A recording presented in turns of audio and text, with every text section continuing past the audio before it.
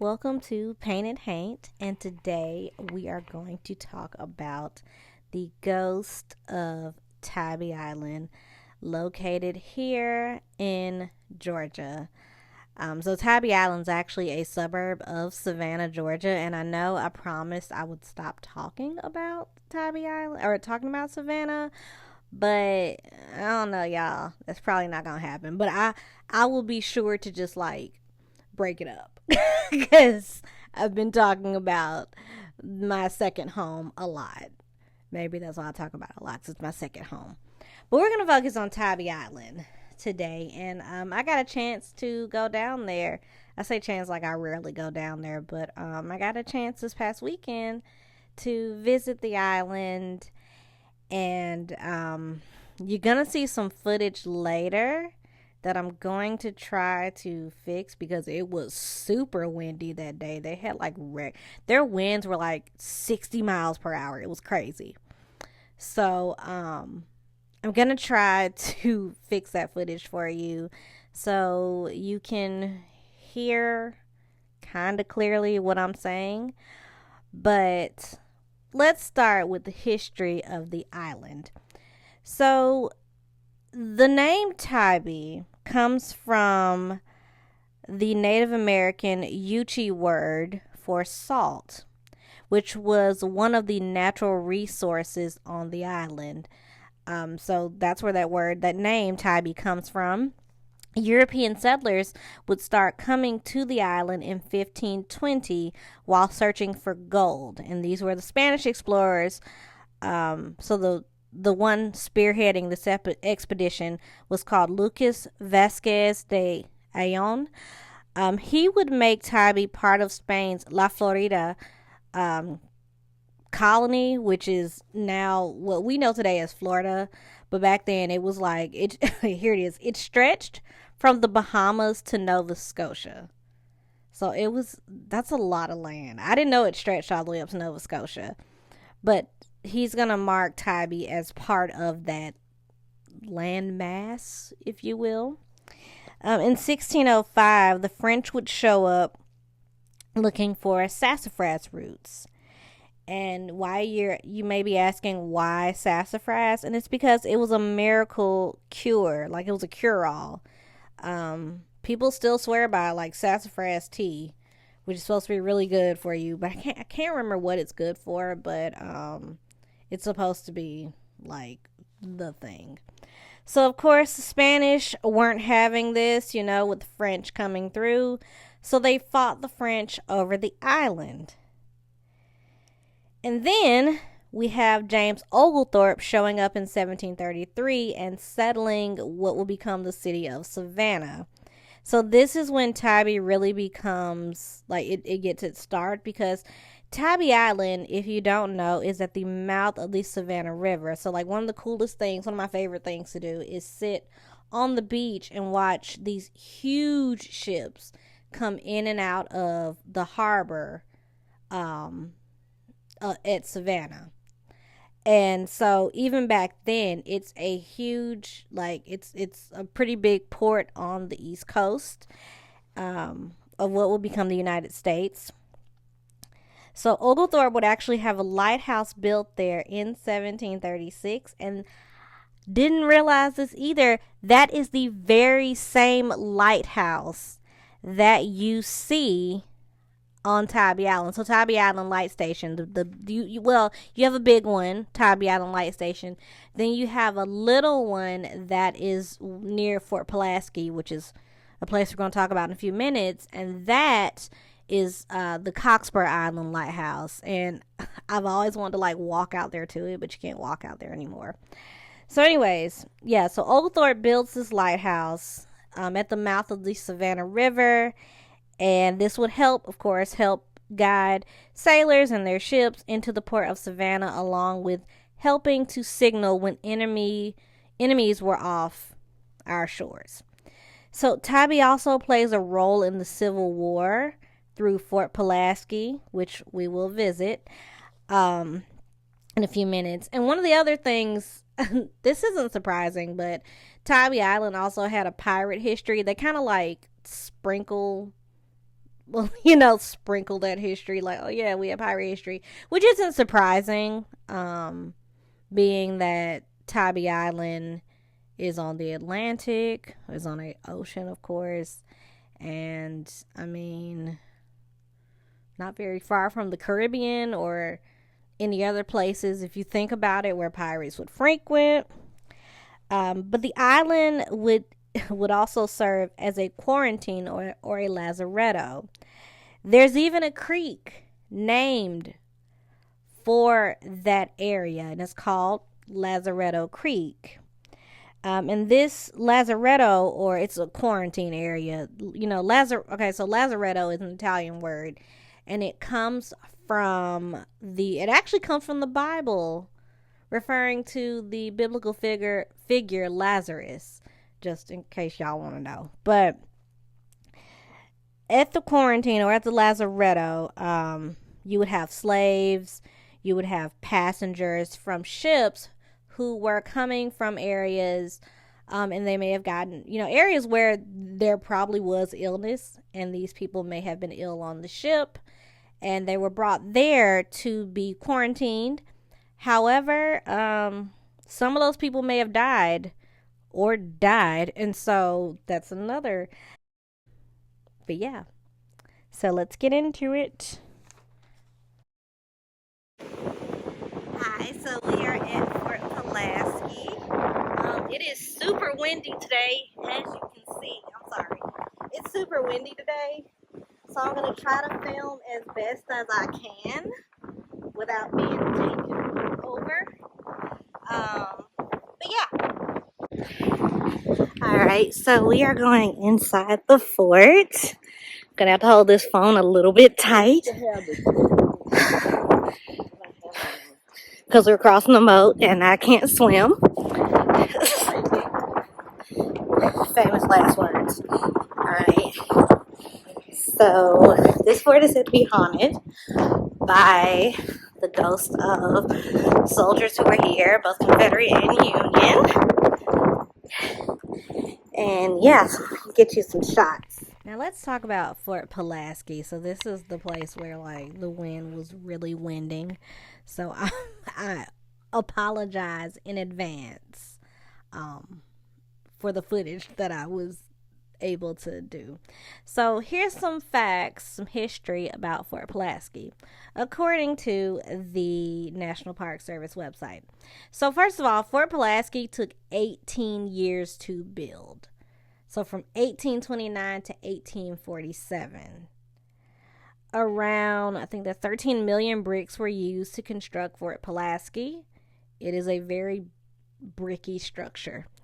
Many of the bricks were locally made in Savannah, known as Savannah Gray, and other bricks were shipped in from Maryland and Virginia.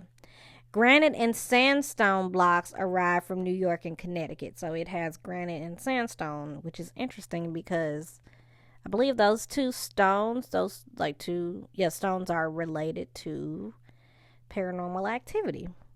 So the United States government spent nearly $1 million in construction costs.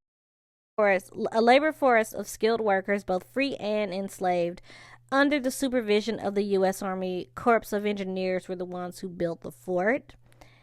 And Second Lieutenant Fort Pulaski was claimed by the state of Georgia, was in charge of subsistence and other planning during the early construction of after the outbreak of the Civil War. Confederate troops occupied Fort Pulaski from January 1861 to April of 1862. And the only battle at Fort Pulaski occurred on April 10th and 11th, 1862, between Union forces on Tybee Island and Confederate troops inside the fort. Here's something that's very interesting as far as like Black history in Georgia. So Fort Pulaski became a destination on the Underground Railroad for slaves searching for freedom. So I did not know that, and I have been to Fort Pulaski several times. But that's a little bit of like historical fact. So people often, not in here, but I'm inside because it's like super windy outside.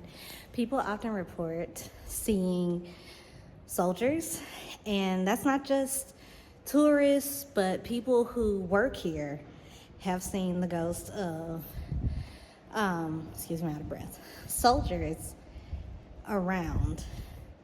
And it's especially prevalent, the feeling of like, it's like a creepy feeling.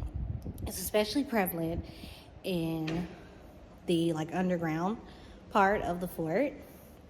But yeah, I was trying to get us so we can hear without the wind howling. And actually the wind howling through the fort is pretty creepy. So I think you can hear a little bit. Hold on a minute. Yeah, you can kind of hear like that howling noise. That's so creepy. Imagine this at night. There's actually an episode of Scariest Places on Earth where some students from, I think it was SCAD in Savannah State, stayed here overnight. And it was pretty creepy. But then I heard that show was fake. But yeah. Prisoners. So you have to think about this. Tybee Island is very humid in the summertime and crazy cold in the wintertime, and especially in this fort. This fort is made of brick. And I mean, even today, if you look at the website for the fort, they tell you, hey, in the summertime, make sure you stay well hydrated, because you're essentially in a brick oven. And I've been there in the summertime. It's not great, y'all.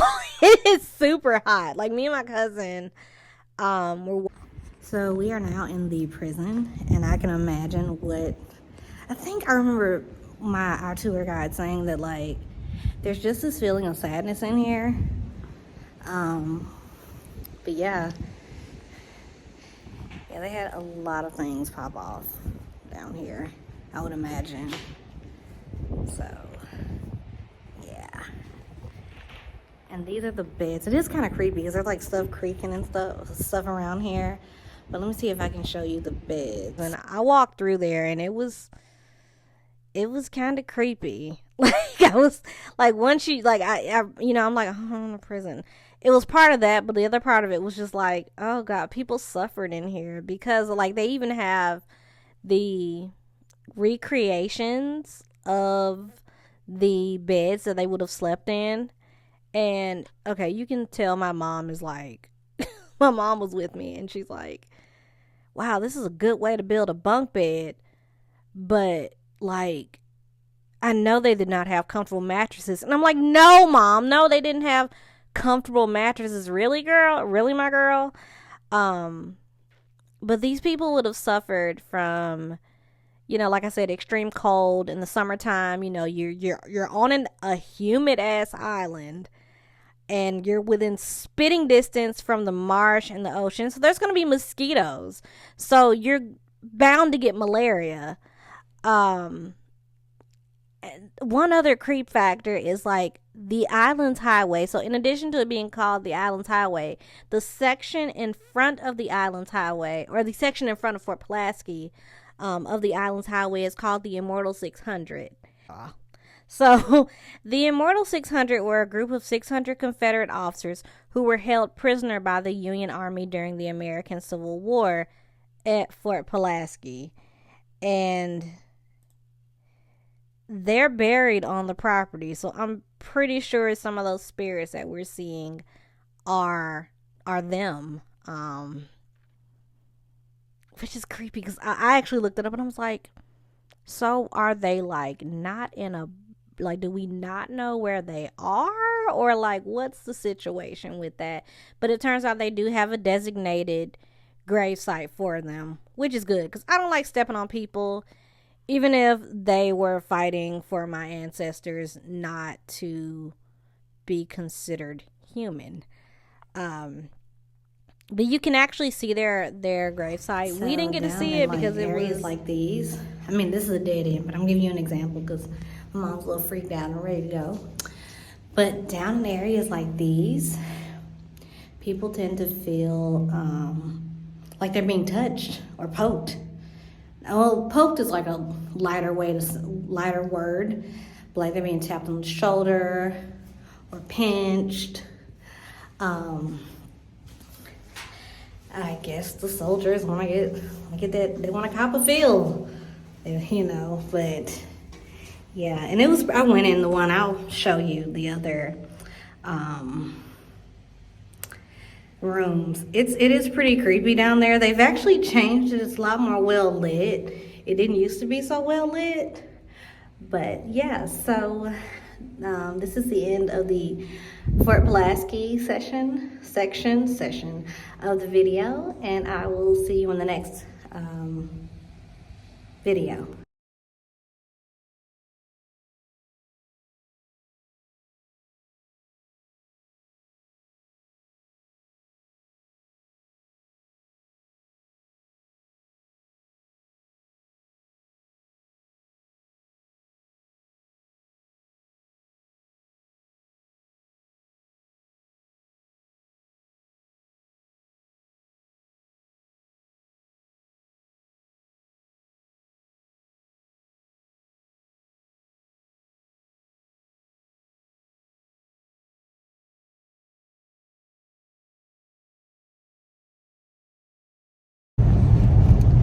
All right, y'all. So we are about to cross Lazaretto Creek.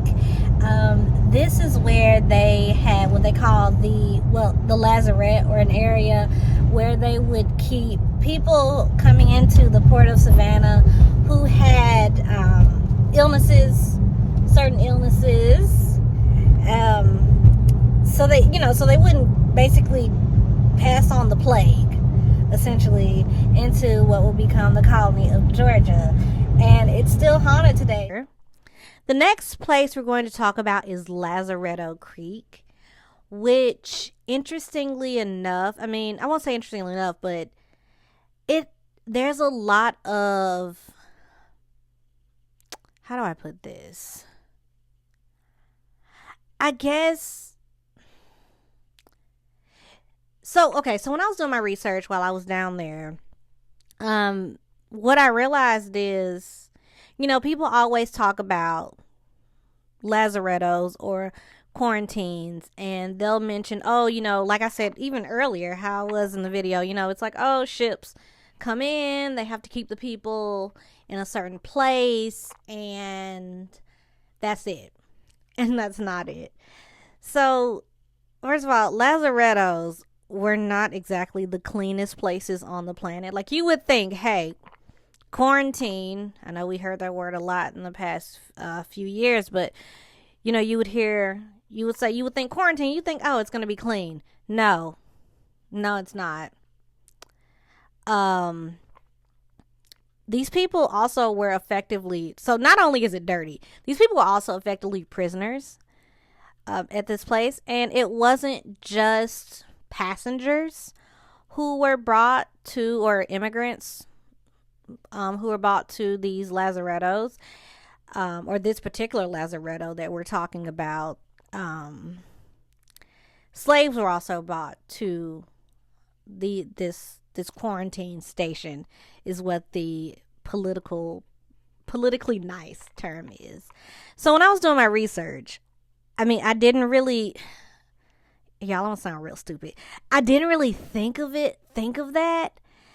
And there is a huge amount of ghost stories related to the enslaved, or slaves, however you want to put it, being at Lazaretto Creek.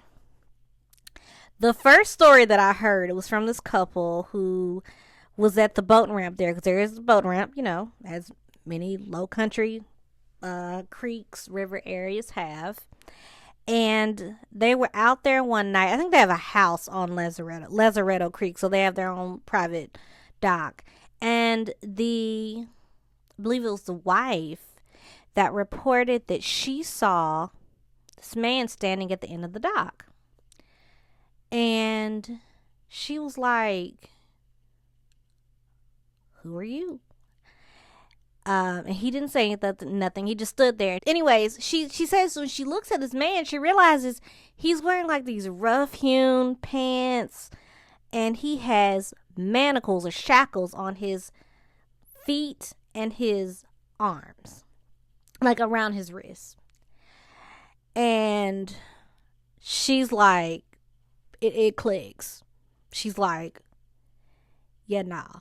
And she turns around and leaves. But it sticks with her, and she's like, wait, what the flip was that? Was that a hallucination, or what was that?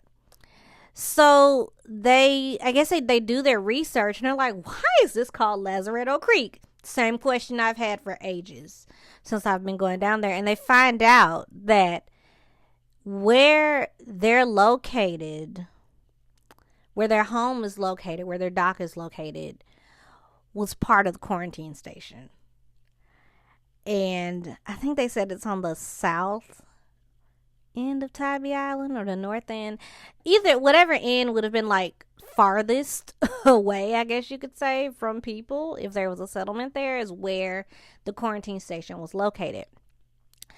And so they do this research, and they find out that, of course, some of the people who were quarantined were people coming over from Africa. Not willingly. I said that like they, like they got on the boat and was like, yeah, let's go.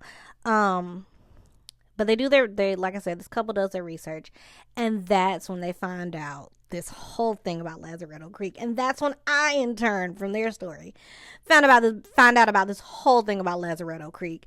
And I don't know why, but it freaks me out. And I guess it's because it's okay in the daytime. Obviously, it's very well lit, but if you notice, when you're driving in the daytime, you don't see any lights. Now, part of this reason is because of marine biology reasons. So there is a thing, for lack of a better word, where they don't want to confuse the marine life, especially turtles, because turtles will think that they're walking towards the sun when they're not. So there aren't many lights, in conclusion, is the thing with that. So there are no lights on the island's highway. So it's pitch black out there, and especially on that marsh, like, it's pitch black. So if you can imagine walking out on your private dock and you see some rando dude like with chains around his ankles and hands, yeah, just to let that sink in, let that sink in right now. And how freaked out would you be, But also, for me, being a person who is black, who probably, or more than likely, had ancestors come through the port of Savannah who might have been quarantined there and didn't make it out because of God knows what the flip they had. Yeah, that freaks me out. Like, it's just unnerving. It's cool. Okay, it's cool, but it's unnerving at the same time. But yeah, that Lazaretto, that quarantine thing is so interesting too. It's so fascinating because it stayed as a quarantine station, of course, with rebuilds, until the 1930s. So they were using this thing up until my grandma was born. And she was born in 1932. It actually will cease to exist in 1936. And if I remember correctly, the building that that iteration of the quarantine station was housed in, is now part of, it's either the National Parks Ranger Station or the lighthouse, like Tybee Island Lighthouse Station. It's like where they have their offices. So I can imagine when I go back down there, I'm gonna ask, y'all got some ghost stories? Like some more, y'all got some ghost stories? But I can imagine. We're gonna be a little petty. So I hate to get political, but just gonna warn those people, if you watch this channel. Well, no. Now let's put him aside. So the next video is going to be about the White House and how it is incredibly haunted. Excuse me. Yeah. Something occurred to me last night when I was actually watching, my dad was watching National Treasure, and they were mentioning the Resolute desk, which sits, in the Oval Office. And the Resolute desk came from the Franklin expedition, which was a very harrowing experience. So that got me to further thinking, do I need to do some research on the Resolute desk? Which I will, because I'm like really curious. Like, I said to my dad, I bet that thing's got some energy. But that's going to be the next episode, and I promise it will be out like on time this time. I'm sorry about this last video here. Christmas did. The holidays holidayed, and so I was a little late on editing and putting this video out, but thanks for your patience. If you were patient, if you weren't, that's fine. I'm impatient too. But I will see you all on the next episode of Painted Haint. Thanks for watching. Please like and subscribe. Leave a comment. At this point, positive or negative.